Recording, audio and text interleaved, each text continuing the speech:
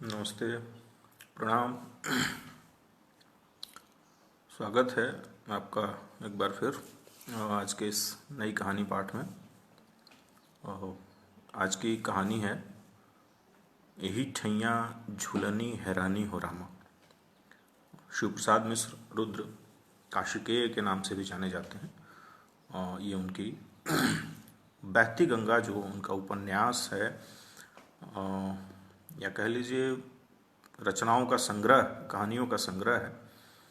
तो उसी बहती गंगा पुस्तक से में ये कहानी संग्रहित है, यही ठैया झूलनी हैरानी हो रामा, जो एक ठुमरी गीत है और एक चैत के महीने में भोजपुरी अंचल में जो लोकगीत गाए जाते हैं उसमें चैता या चैती होता है।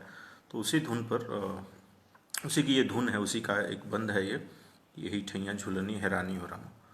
तो उसी पर आधारित है ये कहानी। और शिव प्रसाद मिश्र रुद्र जी की बात करें तो काशी में इनका जन्म हुआ था। 1911 में। और आरंभिक पढ़ाई लिखाई बनारस से ही हुई है, हरिश्चंद्र कॉलेज और काशी हिंदू विश्वविद्यालय से हुई। और उनकी प्रमुख रचनाओं की अगर बात करें तो बहती गंगा, सुचिताप, ताल तलैया, गश्शील का, परीक्षा 25, ये उनकी रचनाएं हैं। उनकी बहुत सारी रचनाएं काशी नागरी प्रचारणी द्वारा भी प्रकाशित हुई हैं। वो काशी नागरी प्रचारणी सभा के प्रधानमंत्री पद पे भी रहे और 1970 ईस्वी में उनका जो है वो देहांत हो गया। और रुद्र जी की बात करें तो रुद्र जी ने जो इस गीत के बंद को लिया है, यही ठैया झूलनी हैरानी हो रामा, ये लोक की जो बात है और विडंबना है कि ये झूलनी जो है ये अब गायब हो चुकी है, लोक से भी और साहित्य से भी। भोजपुरी अंचल में ना तो इसका प्रयोग मिलता है, एक बड़ा दौर हुआ करता था। हालांकि आज फैशन में फिर से वो झूलनी आ गई है, नवयुवतियाँ उसे फिर से पहन रही हैं, लेकिन एक दौर था कि जब झूलनी श्रृंगार का एक बड़ा प्रमुख माध्यम हुआ करता था।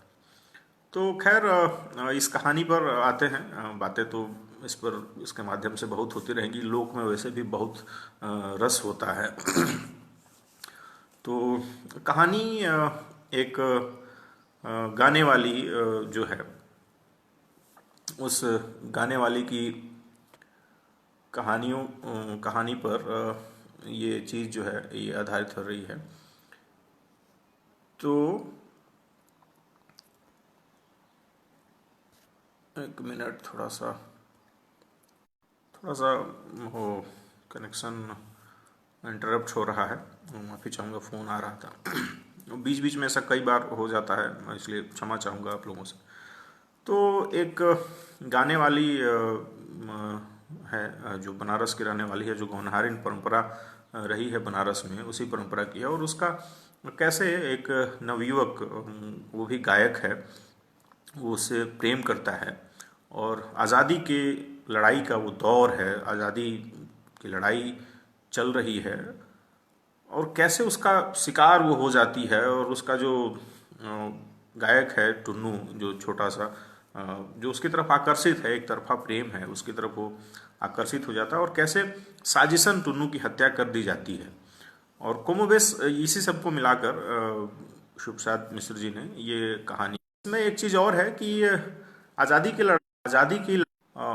की लड़ाई में जो है योगदान जरूरी नहीं कि हम सीधे सीधे लड़कर ही दें। हम अपने अपने ढंग से भी अगर देश के लिए, समाज के लिए, सोसाइटी के लिए और जो देश में जो लोग लड़ रहे हैं उनके लिए कुछ कर पाएँ तो वो भी हमारा योगदान माना जाएगा।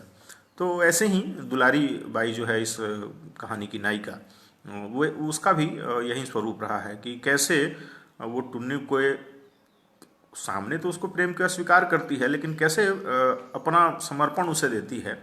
और जहाँ टुन्नू की हत्या हुई है उसी जगह पर अगले दिन उसे कार्यक्रम प्रस्तुत करना है, ये अपने आप में बड़ा बहुत विडंबनापूर्ण है और बड़ा विरोधाभासी भी है, और उसको उसमें वो प्रस्तुत करती है।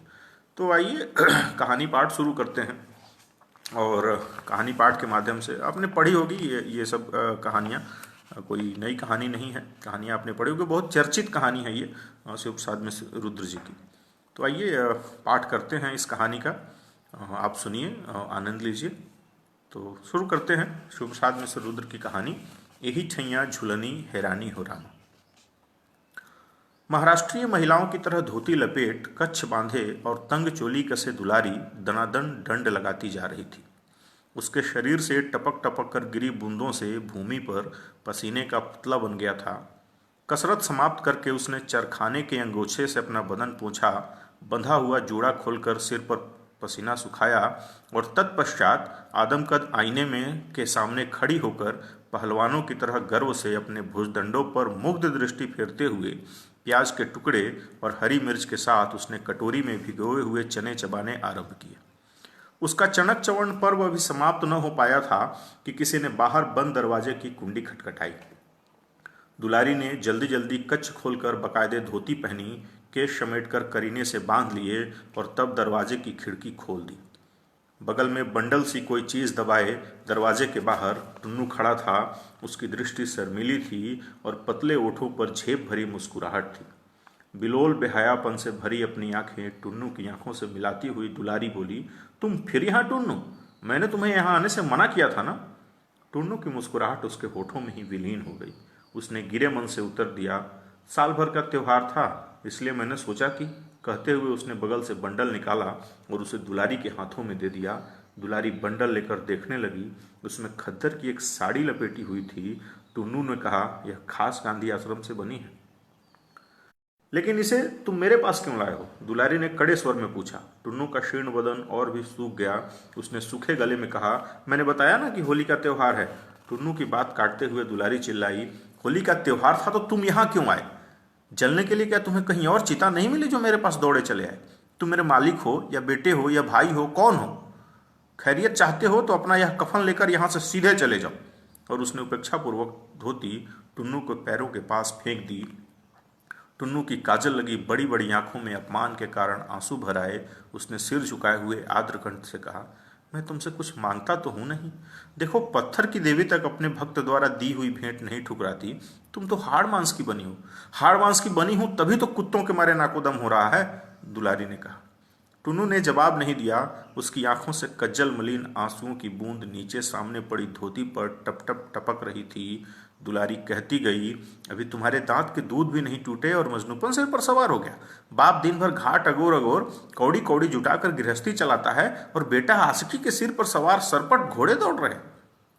तुम्हारे ही भले के लिए कहती हूँ, पर यह गली तुम जैसों के लिए नहीं है। और फिर आशिक भी होने चले तो मुझ पर, जो शायद तुम्हारी माँ से भी उम्र में बरस भर बड़ी है। टुन्नू पाषाण प्रतिमा बना हुआ दुलारी का भाषण सुनता जा रहा था। उसने इतना ही कहा, मन पर तो किसी का बस नहीं, वह रूप या उम्र का कायल नहीं होता। और कोठरी से बाहर निकल वह धीरे धीरे सीढ़ियाँ उतरने लगा। दुलारी भी खड़ी खड़ी उसे देखती रही। उसकी भौं अब भी वक्र थी, किंतु नेत्रों में कौतुक और कठोरता का स्थान करुणा की कोमलता ने ग्रहण कर लिया था। उसने भूमि पर पड़ी धोती उठाई। उस पर काजल से सने आंसुओं के धब्बे पड़ गए थे। उसने एक बार गली में जाते हुए टुन्नू की ओर देखा और फिर उस स्वच्छ धोती पर पड़े धब्बों को बार बार चूमने लगी। दुलारी के जीवन में टुन्नू का प्रवेश हुए अभी कुल 6 मास हुए थे। पिछली भादों में तीज के अवसर पर दुलारी खोजवा बाजार में गाने गई थी। दुक्कड़ पर गाने वालियों में दुलारी की महती ख्याति थी। उसे पद्य में ही सवाल जवाब करने की अद्भुत क्षमता प्राप्त थी। गजली गाने वाले बड़े बड़े विख्यात शायरों की उससे कोर दबती थी, इसलिए उसके मुंह पर जाने में सभी घबराते थे। उसी दुलारी को कजली दंगल में अपनी ओर खड़ा कर खोजवा वालों ने अपनी जीत सुनिश्चित कर ली थी।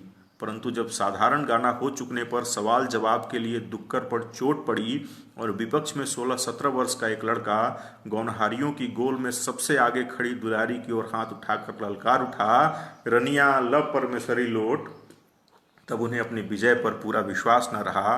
बालक टुन्नू बड़े जोश में गा रहा था, रनिया ल परमेश्वरी लोट, दर बोड़े से घेवर बुंदिया, दे माथे मोती का बिंदिया, और किनारी का साड़ी में टाक सुनहली गोट, रनिया ल परमेश्वरी लोट। शहनाई वालों ने टुन्नू के गीत को बंद बाजे में शहनाई वालों ने टुन्नू के गीत को बंद बाजे में दोहराया। लोग यह देखकर चकित थे कि बात बात में तीर कमान हो जाने वाली दुलारी आज अपने स्वभाव के प्रतिकूल खड़ी खड़ी मुस्कुरा रही है। कंठ स्वर की मधुरता में टुन्नू दुलारी से होड़ कर रहा था और दुलारी मुग्ध खड़ी होकर सुन रही थी।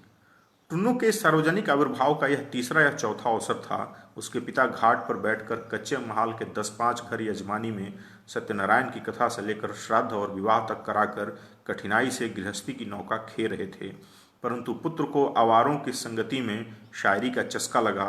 उसने भैरो हैला को अपना उस्ताद बनाया और शीघ्र ही सुंदर कजली रचना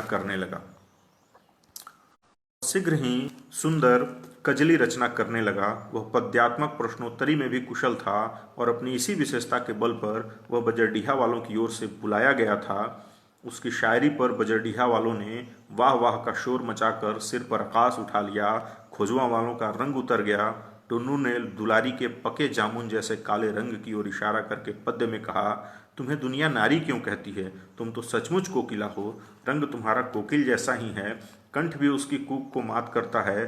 कोकिला को कौवे की मादा पालती है। तुम्हारा भी पोषण दूसरों द्वारा हुआ है। कोयल की आंखें लाल लाल होती हैं, वह कमी भी पूरा हुआ चाहती है। मेरा गाना सुनकर तुम्हारे नेत्र भी लाल होते जा रहे हैं। टुन्नू ने भूल की। दुलारी की आंखें क्रोध से नहीं, गांजे की आग से लाल हो रही थी। वह टुन्नू का यह आक्षेप सुनकर जोर से हंसी। टुन्नू का गीत भी समाप्त हो गया। पुनः दुक्कड़ पर चोट पड़ी। शहनाई का मधुर स्वर गूंजा। अब दुलारी की बारी आई। उसने अपनी दृष्टि मत विह्वल बनाते हुए टुन्नू के दुबले पतले परंतु गोरे गोरे चेहरे को भर आंख देखा और उसके कंठ से छल छल करता स्वर सोता फूट निकला। कोढ़ियल मुहबे ले वे बकोट, तोर बाप त घाट अगोरलन, कौड़ी कौड़ी जोर बटोरलन। तय सरबौला बोल जिंदगी में कब देखले लोट, कोढ़ियल मुँहे ले बकोट। अब बजरडिया वालों के चेहरे हरे हो चले। वे वाहवाही देते हुए सुनने लगे।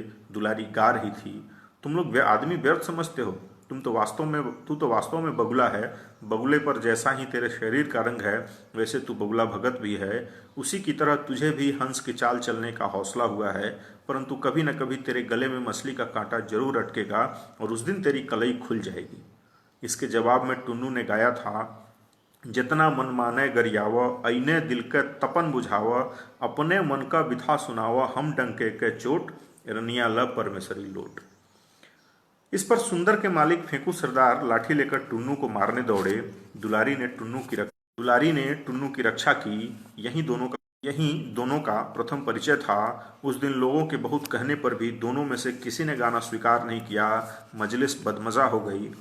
टुन्नू को विदा करने के बाद जब दुलारी प्रकृतिस्थ हुई तो सहसा उसे ख्याल आया कि आज टुन्नू की वेशभूषा में काफ़ी भारी अंतर था।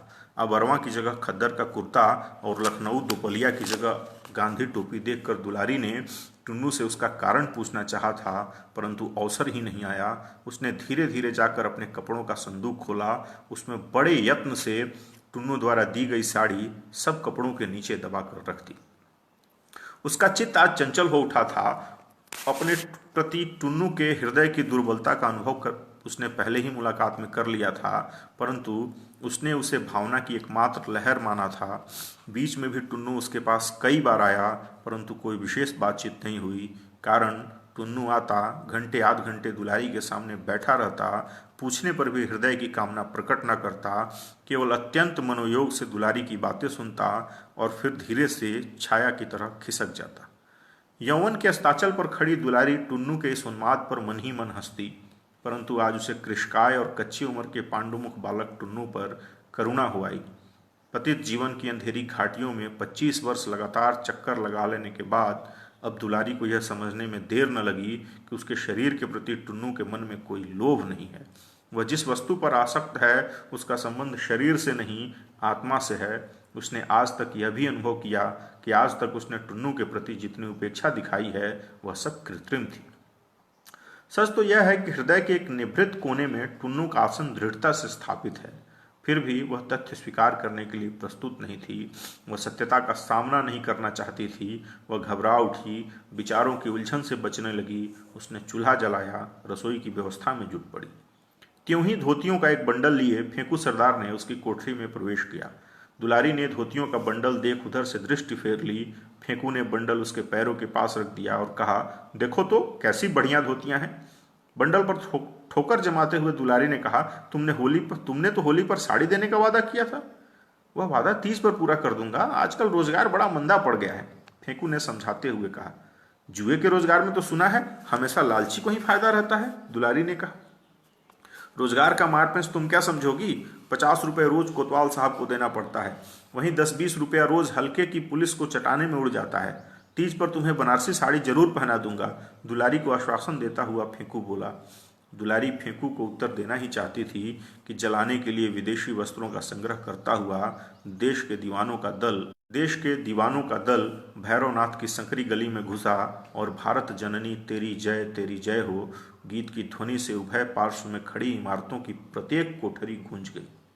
एक बड़ी सी चादर फैलाकर 4 व्यक्तियों ने उसके चारे कोनों को मजबूती से पकड़ रखा था। उसी पर खिड़कियों से धोती, साड़ी, कमीज, कुर्ता, टोपी आदि की वर्षा हो रही थी। सहसा दुलारी ने भी अपनी खिड़की खोली और मैनचेस्टर तथा लंकाशायर के मिलों से बने बारीक सूत की मखमली किनारे वाली नई कोरी धोतियों का बंडल नीचे फैली चादर पर फेंक दिया।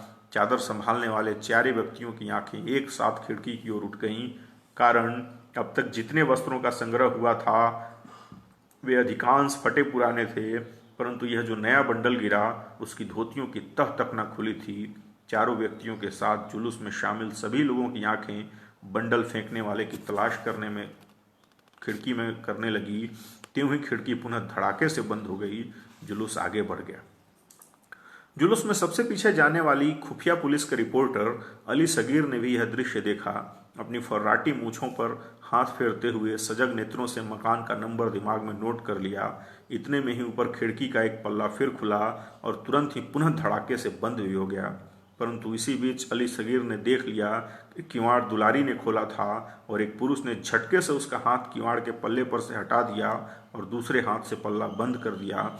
उस पुरुष की आकृति में पुलिस के मुखबिर फेंकू सरदार की उड़ती झलक देख पुलिस रिपोर्टर के रोबीले चेहरे पर मुस्कान क्षीण रेखा क्षण भर के लिए खिंच गई। उसने तनिक हटकर चबूतरे पर बैठी बेनी तमोली के सामने एक दुवन्नी फेंक दी। फेंकू सरदार की चौड़ी और पुष्ट पीठ पर सपाशप झाड़ती तथा उसके पीछे पीछे धमाधम सीढ़ी उतरती दुलारी चिल्लाई, निकल निकल, अब मेरी देहरी डाका तो दांत से तेरी नाक काट लूंगी। उत्कट क्रोध से दुलारी का आंचल खुल पड़ा था, उसके नथुने फूल गए थे, अधर फड़क रहा था, आंखों से ज्वाला से निकल रही थी और स्नेहसिक्त जूड़ा बिखर कर उसके निर्वसन वक्ष का लज्जा निवारण कर रहा था। फेंकू के गली में निकलते ही उसने दरवाजा बंद कर लिया। उधर पुलिस रिपोर्टर से आंखें चार होते ही झेपने के बावजूद लाचार सा होकर फेंकू उसकी ओर बढ़ा और इधर धीरे धीरे दुलारी आंगन में लौटी।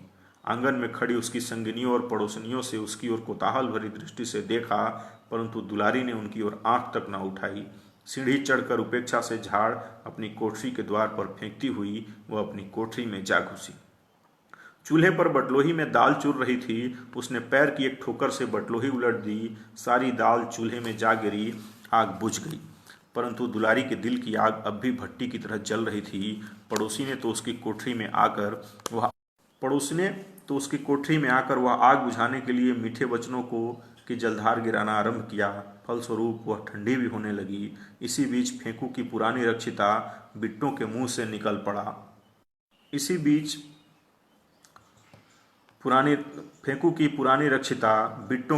निकल पड़ा। हाँ दुलारी, मर्द मानुस के ऊपर तुमने झाड़ कैसे उठा लिया, फिर उसके ऊपर जिसने तुम्हें रानी की तरफ रख छोड़ा। और दुलारी फिर उबल उठी। नियमित व्यायाम से पुष्ट अपनी भुजाओं को अभिमान पूर्वक देखते हुए उसने कहा, रानी बनाकर रखा है तो कौन सा जग जीत लिया। मैंने भी अपनी अनमोल इज्जत उसे नहीं सौंप दी। नारी के प्राप्य सहज सम्मान से वंचित होने की कीमत क्या इतनी भी नहीं है। दुलारी को पुनः भड़कते देख कुंदन ने कहा, ठीक कहती हो बहन, जैसे पैसे के बल पर तन खरीदा जा सकता है, मन नहीं। लेकिन आज बात क्या हुई जो? कुंदन की बात काटती हुई दुलारी बोली, जरतुरा है और क्या। तुम ही लोग बताओ, कभी टुन्नू को यहाँ आते देखा है? यह तो आधी गंगा में खड़े होकर कह सकते हैं कि टुन्नू यहाँ कभी नहीं आता, झिंगुर की माँ ने कहा। यह बात बिल्कुल भूल गई कि उसने कुल 2 घंटे पहले टुन्नू को दुलारी की कोठरी से निकलते देखा था। झिंगुर की माँ की बात सुनकर अन्य स्त्रियां ओठों से मुस्कुराई, परंतु किसी ने प्रतिवाद नहीं किया।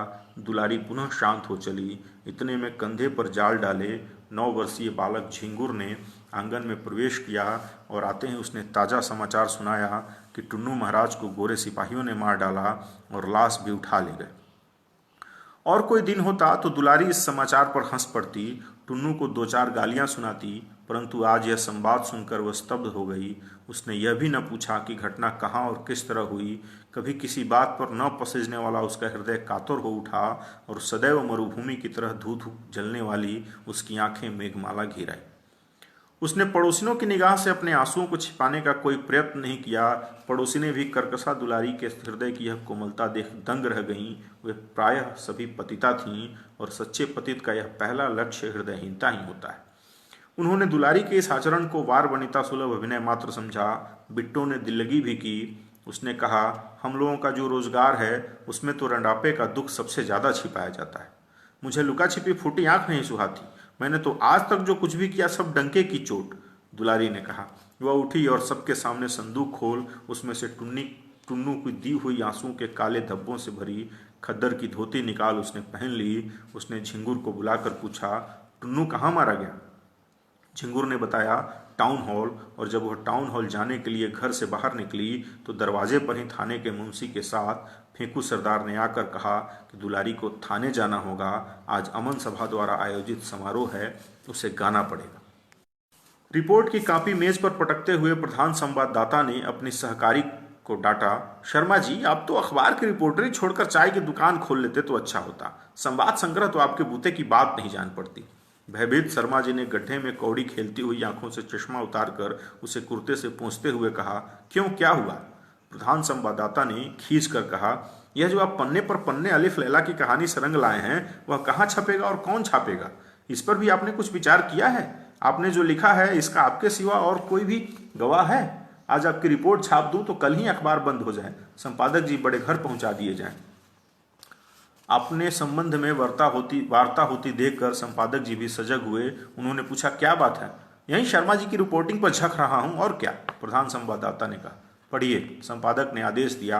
प्रधान संवाददाता ने रिपोर्ट की कॉपी शर्मा जी की ओर बढ़ाते हुए कहा, लीजिए, आप ही पढ़कर सुनाइए। वह शीर्षक भी पढ़ लीजिए जो आपने संवाद पर लगाया है। क्या शीर्षक है? यही छैया झुलनी हैरानी हो रामा, झेप भरी मुद्रा में शर्मा जी ने कहा, और फिर धीरे धीरे वह रिपोर्ट पढ़ने लगे। कल 6 अप्रैल को नेताओं की अपील पर नगर में पूर्ण हड़ताल रही। यहाँ तक कि खोमचों वालों ने भी नगर में फेरी नहीं लगाई। सवेरे से ही जुलूसों का निकलना जारी हो गया जो जलाने के लिए विदेशी वस्त्रों का संग्रह करता था। ऐसे ही एक जुलूस के साथ नगर का प्रसिद्ध कजली गायक टुन्नू भी था। उक्त जुलूस जब टाउन हॉल पहुंचकर विघटित हो गया तो पुलिस के जमादार अली सगीर ने टुन्नू को जा पकड़ा और उसे गालियां दी। गाली देने का प्रतिवाद करने पर जमादार ने उसे बूट की ठोकर मारी। चोट पसली में लगी। वह तिलमिलाकर जमीन पर गिर गया और उसके मुंह से एक चुल्लू खून निकल पड़ा। पास ही गोरे सैनिकों की गाड़ी खड़ी थी। उन्होंने टुन्नू को लाद कर उसमें लाद दिया। लोगों से कहा गया कि अस्पताल को ले जा रहे हैं, परंतु हमारे संवाददाता ने गाड़ी का पीछा करके पता लगाया है कि वास्तव में टुन्नू मर गया। रात के 8 बजे टुन्नू का शव वरुणा में प्रवाहित किए जाते भी हमारे संवाददाता ने देखा है। इस सिलसिले में यह भी उल्लेख है कि टुन्नू का दुलारी नामनी गौनहारिन से भी संबंध था।